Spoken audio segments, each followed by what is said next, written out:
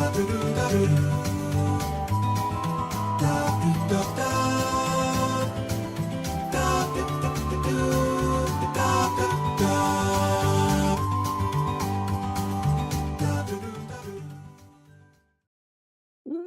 to another episode of the Nintendo Powercast. It's Wednesday, so that means we're going to be talking all about our game of the week. And this week's game, well, actually, it's been 2 weeks because the Switch 2 came out, and you guys know it was. I think we were all a little focused on other things, so that's why we're going to be talking about it now. And hopefully, a few people jumped in. I know it's been tough. It has been tough, especially with the new console being out and everything. Like, I totally get it. But this game is kind of near and dear to my heart. Obviously just the whole franchise is, but I have a lot of history with this first game, and I honestly love it. I love it. So really excited to talk about it. And Brian, right off the bat, just 240p mode on Mario Kart World sucks. So this isn't Mario Kart World, but thank you, Brian, for making me laugh. I appreciate it. That's for sure. Gaming Since the 80s says, how you doing, Josh? I finished up all cups in Mario Kart World today. Let's go, baby. Let's go.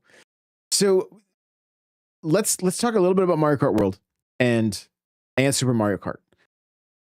What I find very interesting is the cornering in Super Mario Kart feels somewhat similar to how it feels in Mario Kart World. It does not feel like 7 or 8. It feels more like Super Mario Kart. And that is that's honestly, it kind of blows my mind a little bit. It's like you have to adjust your lines and figure out exactly how to drift. It's not easy to do in Super Mario Kart. Like, I remember I played hours and hours and hours of Super Mario Kart, and then played 64 and Super Circuit, right? Some Double Dash. And then more than likely, it was when the Wii came out and I picked the game up on the virtual console that I was like, wait a minute, I used to be so good at this. Like, I don't know if any of you guys can attest to that, where you jump back into certain games and you're like, well, this isn't how I remember it, how I remember it going.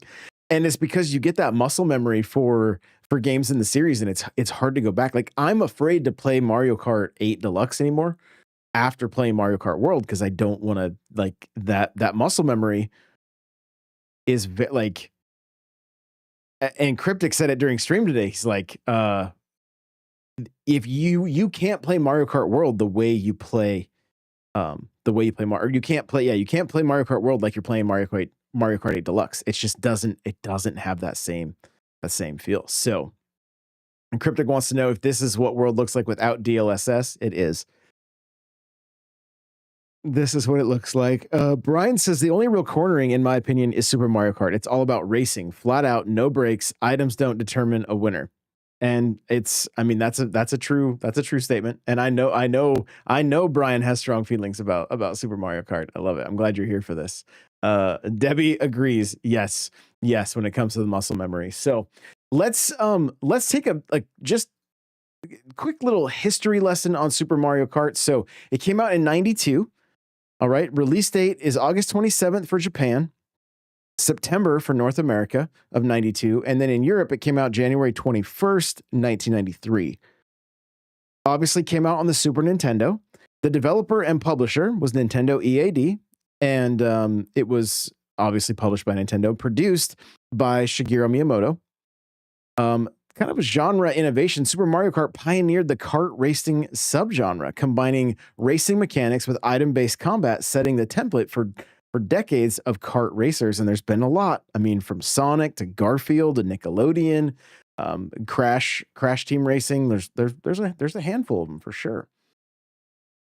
As far as the graphics and technology, you guys, it utilized Mode 7.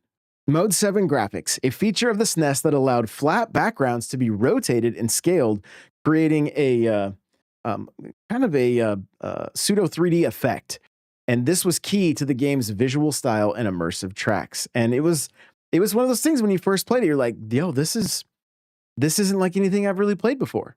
It was very, very cool. So the roster, just 8 characters: Mario, Luigi, Princess Peach, Yoshi, Bowser, Donkey Kong Jr., Koopa Troopa, and Toad. As far as game modes go, you had Grand Prix with a 50cc, 100cc, and 150cc speed classes across 4 cups.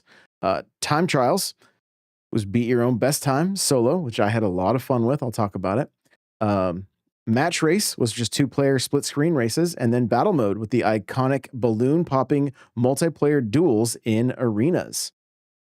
As far as tracks, you had 20 racetracks across 4 main cups: Mushroom, Flower, Star, and Special Cup. 4 battle arenas for 2-player mode. Items that were introduced included that are now iconic for us: red shells, green shells, bananas, lightning bolts, the star, and the mushrooms. The game sold over 8 million copies, making it one of the best-selling Super Nintendo games. Launched a franchise that now spans, I think there's 12 total games, but 9 mainline entries, and then a handful of spin-offs. And it influenced not just, future Mario Kart games, but an entire racing game genre, like we mentioned earlier. So, fun little fact: the game started as a prototype for a 2-player F-Zero, but the idea evolved once characters like Mario were added. And from my understanding of the history, they basically couldn't get F-Zero to run as they couldn't get the tracks to allow. There wasn't enough memory in the system or on the carts to be able to get the 2-player track, these smaller tracks, to work in 2-player in F-Zero, to be able to get enough speed. Like they had to, they couldn't do like long straightaways and the big wide track like they did in the first game, which is why it was just single player. And that's why they had to do these smaller tracks with a little slower carts. And that's what allowed for 2-player to work. And it started as just like F1, kind of like they had like just generic like guys in race suits with helmets on. And then when they introduced Mario, all of a sudden things changed. And the rest is of course history. And so glad that they were able to come up with this series, and that it did as well and has continued to do as well as it has, because it is, like I said, near and dear to me. So taking a look at chat real quick. Gaming Since the 80s says it's the rust that appears when you didn't play a game for a long time. Yep. Brian says mode 7 and blast processing. Yes. Gaming Since the 80s says the good old 16-bit wars. Attack the Backlog says still the best battle mode, and God bless Koopa Beach. Yo, there. Yeah, you guys should let me know some of your favorite tracks from this. Like, my favorite track, bar none, like, was the Ghost Valley. And I don't remember if it was 1 or 2, because you know how they had like multiple, but my uncle and I, and it was the one where you could do the shortcut with the feather, that had like just this random piece of track coming out of nowhere, but if you had the feather, you could jump it and then continue on. This is how, and you guys, if you've listened to the show for a while, you've heard me mention this, because it's just it's some of my fondest memories. I was probably like in 8th grade, and I would watch my uncle's kids when he would go to work during the day, and then I would just end up staying there, and we would stay up late. We would watch MTV, so whether it be music videos or Beavis and Butthead, drink tons of soda, eat snacks, and then when we weren't watching TV, we were playing Super Mario Kart. We didn't really enjoy racing against each other. I think because I don't think he could he could really hold his own with me. So we would do time trials, and that would, whether we were trying to beat each other's time or just beat our own time, and then passing the controller back and forth, we had so much fun. So much fun. So, Attack the Backlog says, I used to get anxiety waiting to use the feather, slid off the edge after landing almost every time. Yes. Yeah, Cryptic says Rainbow Road is a classic. Was so much fun when they remade it for future Mario Karts. Agreed. I loved it in 8. Like absolutely like all of the Super Mario Kart tracks that were in 8, some of my favorites. And I loved the way they made them look worn down, like especially like what was it, Donut Plains or whatever. Like I just loved the way they made it look aged. You know, that was just such a great touch. And I kind of wish that like Mario Circuit 3 had that kind of aged look to it as well, but it was still again one of my favorites to race. I just loved you know, you could really fly on that track. It had just really good track design, and I loved it. Brian says OG Rainbow Road, no walls. Track was not designed for little weak babies. This is true. This is true. It would definitely weed you out if you weren't ready. Plus the coins were so important in this. Yes. Yeah, and they coins, I know they weren't in all of the games, like, but they have since made their return, and they're very important in World now. Like they not only do you get like your top speed by having all 20 coins, but each little coin gives you a boost. You can see flames coming out of your muffler on your cart. So they can make you very strategic, right? You want to make sure that you are collecting your coins, and even in time trials, they dictate the line that you take because it helps you gain more speed. And it's really cool watching some of the time trials happen now because you're seeing like the sacrifice of the inside line to be able to get as many coins as possible. Sometimes you do it early, and then you can take those inside lines because the coins don't reappear on time trials.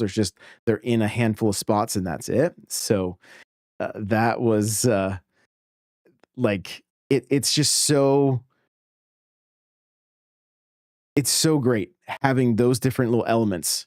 You know, you got your item management, you got to make sure you're getting your coins, and then you also got to just make sure you're hitting the right line. There's so much to it, and it just makes it so much fun. And I wish like it's almost like a bucket list kind of thing for me that I could get good at Super Mario Kart again. Like it almost frustrates me that I'm like, why can't I get the feel for this game again? I have to like lower the CCs down. I used to fly in this game. I used to just absolutely fly, and to completely lose that muscle memory and just the mechanics that I used to fully understand. And again, it's because I mean the games, we've been playing it for so long, and the games have all evolved. They've all evolved, but it still frustrates me that I'm not as good as I used to be at this one. And trying to find the time to get back to that is like I said, it's kind of a bucket list item. Like maybe if I go on vacation, I'll put some serious time into Super Mario Kart. So Gaming Since the 80s asked, do you remember where you can jump in the safe spot in battle mode at Koopa Beach in oh, that's funny. That's funny. I off the top of my head, I don't, but those kind of glitches are always great where like you can't take damage because you're basically, out of the track and out of the danger zone. Like that kind of stuff is great. And I mean, even seeing the B-roll right now and watching the balloon, like battle mode was so fun. Like so fun. Even though it was only 2-player, like I remember, when I bought my 64, I opted out of Mario 64 and bought Mario Kart, right? And so being able to do 4-player battle mode was also so much fun. And so it's almost, when I think about this, like it would have been great to have like I think they call it a multi-tap. The NES had it to where you could do 4 players on some NES games. And and maybe you guys can correct me if I'm wrong. I assume they had one for Super Nintendo as well, but obviously this game only supported 2 players. But it would have been so fun as with 4 players. Like no no question there. So, and I would love to see, you know how Nintendo has done F-Zero 99, and I get it. That game lends itself more to the 99 players because you're not dealing with items and that kind of thing. But I would love, especially with the 40th anniversary of Super Mario Brothers, I would love to see them do something crazy with this classic Mario Kart design, especially since we're I think we're 3 years out from a from or 2 years out from another anniversary for this game. So I don't know, maybe around that point we could see something. But I would love to see it. There's videos online where people do like 99 racers in this game, and it's crazy. So let's see. Here we go. Cryptic says, I don't like how Josh made this episode about our old age remembering Super Mario Kart. Hey, wait till next week, guys. We're gonna be talking all about Donkey Kong, the OG Donkey Kong game. So try to set your high score, bring like I want to add as much fun and flavor to these game of the week. And it gets us playing NSO. That's the biggest thing for me, is like that we actually jump in and play some of these games. Like, even if you only play for an hour, like jot a couple notes down, see what your high score is. Like, the different games are going to really dictate what is possible. But when it comes to these classic arcade games like Donkey Kong, we will be able to, track that high score if you want, and just talk about what you liked or disliked. It's a lot of fun. Like, it's really fun just being able to step back in time. And there's so many games that we're always like, hey, I would love to see this game make it on NSO, but then like we don't a lot of times go in and play. Like, I think I have 2 hours on this game. It'll tell you how much time you have when you can hit more details on each of these games, and they'll give you kind of a brief overview or kind of a history of, or it might even be just like some marketing material talking about like, jump into these exciting races. And one thing that's actually kind of fun is to go back and watch the commercials for Super Mario Kart, because there's a lot of like Sunday, Sunday, Sunday. Like they really, really marketed that way. And it's just fun. It's just fun. And if you guys watch the vertical streams that I do, you can see like what looks like some anime Mario Kart. And I think it's from like it's the N64 commercial.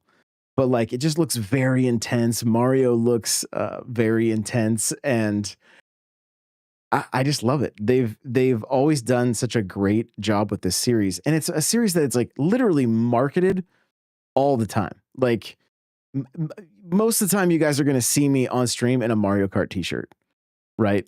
That's just the way that's just the way it is. There's Mario Kart stuff everywhere. And if I'll give you guys a little pro tip. If you're looking for some new Mario Kart shirts, go on Target.com. Like, not a sponsor, nothing like that, but there's some companies out there that sell Mario Kart merch that like aren't really in store, but Target distributes them, and there's some really, really good ones.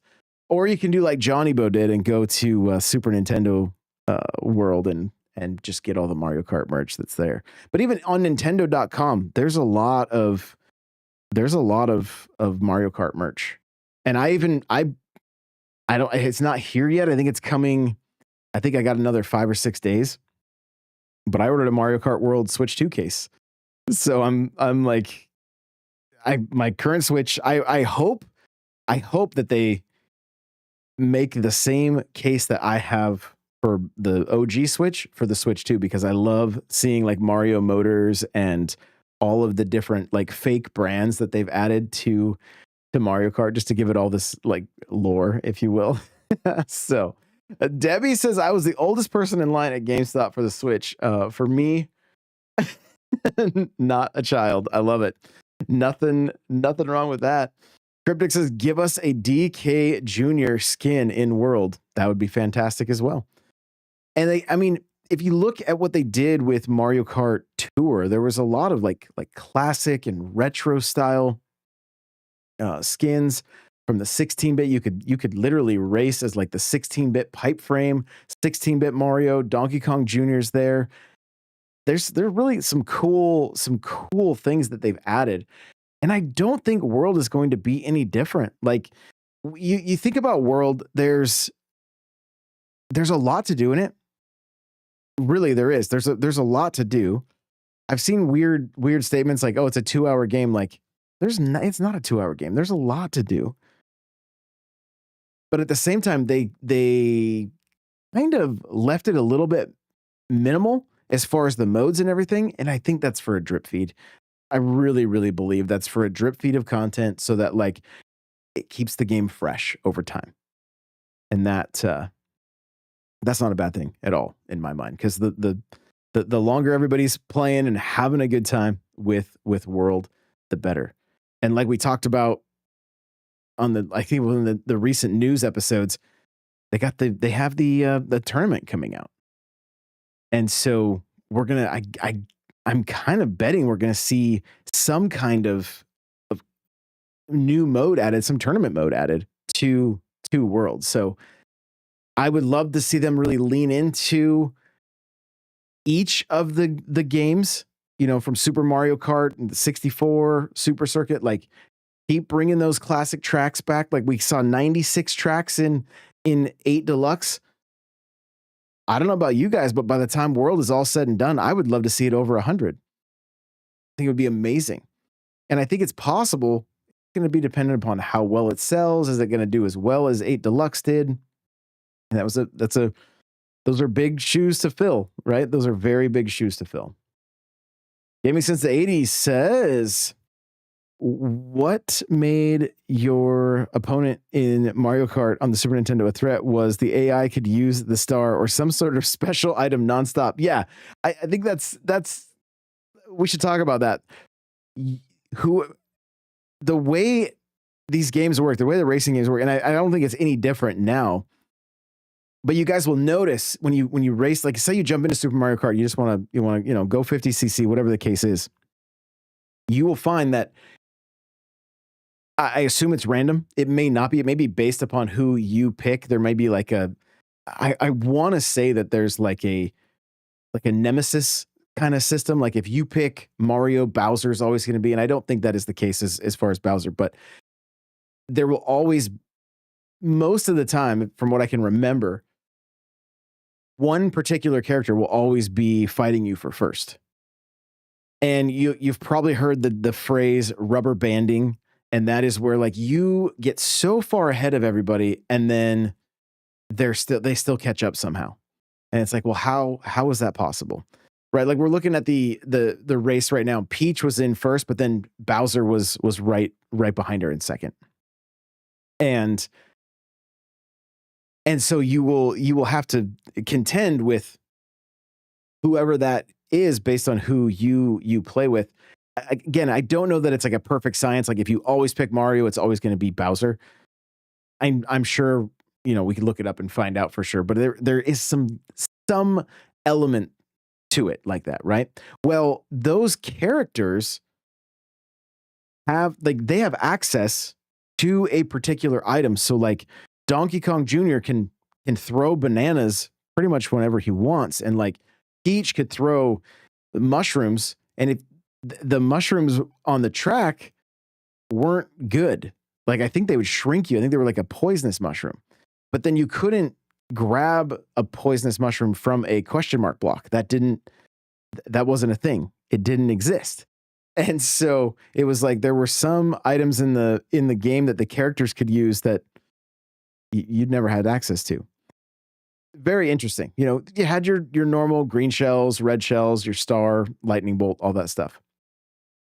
But the mushroom that I believe Peach and I think Luigi and Mario will also throw it at you when they are your opponent, and maybe even Toad. And I want to say that like Koopa and Bowser, like Koopa Troopa Bowser, I want to say they were probably green shells or whatever. So you would just randomly see, like as you're racing, if you were up in front, like a banana peel would just come flying up over. And it wasn't because that character picked up a banana peel, although that could happen. I'm fairly certain it was usually because your main opponent or whoever was in second was trying to hit you with those items. So it was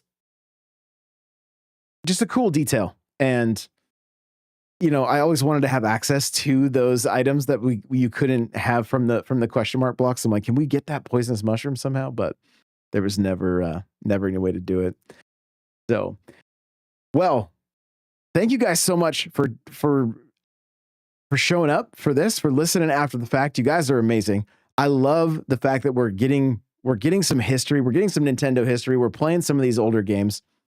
Again, we have Donkey Kong next week. Coming up soon, we're going to be doing even some Sega games, right? So we'll have to jump into the expansion pack a little bit. And Joey says, am I too late? I never got a notification. So I've been trying to remind everybody that if you are in Discord, you can go to the roles section in Discord. There's a little section that just says roles. Let me double check that. It may have a different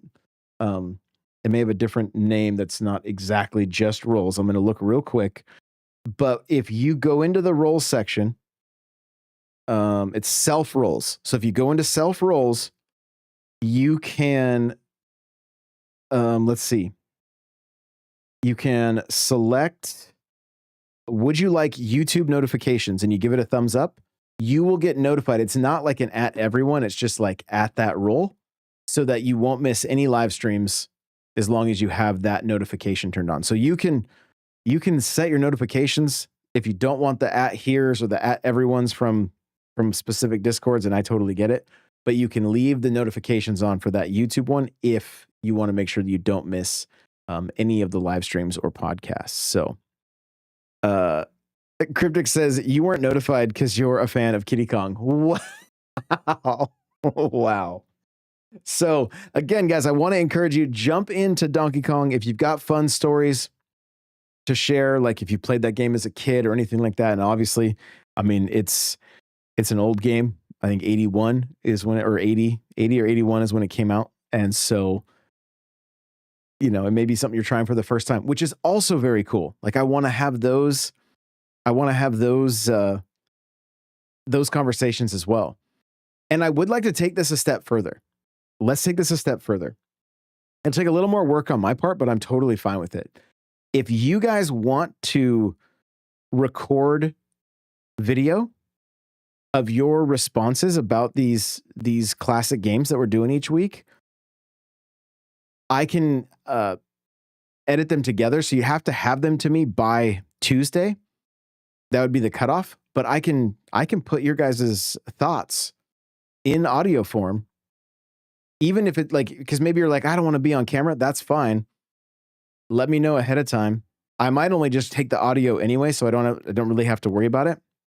And it's something that I could play in the background or while we're recording this. So if you guys want to be involved that way, just let me know in the Discord. Hey, I have a video. I want to talk about the next game of the week.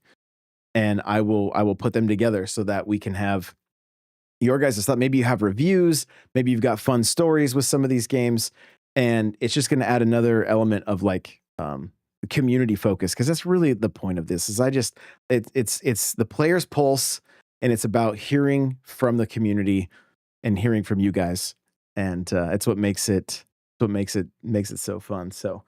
Joey says, I'll listen at work. My bad. No. Don't. You're all good. You're all good. It's okay that you like Kiddy Kong. Don't worry about Cryptic. He already admitted to being old. He's in the get off my lawn phase of his life right now. So you're totally fine, Joey. Cryptic's up there with me, I think. So not quite, but getting there. So, but seriously though, you guys are amazing. Appreciate every one of you. Tomorrow's stream, probably shooting more for a little after 6:30. And then around the 8 o'clock area Eastern is when we're doing the players pulse. Now, I am thinking Thursdays we might just do the main show. I think we're going to try to get back to the main show on a regular schedule. So I'm still working out those details though. So there we go. Oh, Cryptic said no one is up there. No one is up there with you, Josh. Great. Gaming says the 80s says Donkey Kong is one of my favorite NES games. Well, there you go. It'll be fun to hear some of your stories. next week. So appreciate you guys so very much, and we will see you in the next one. Bye now.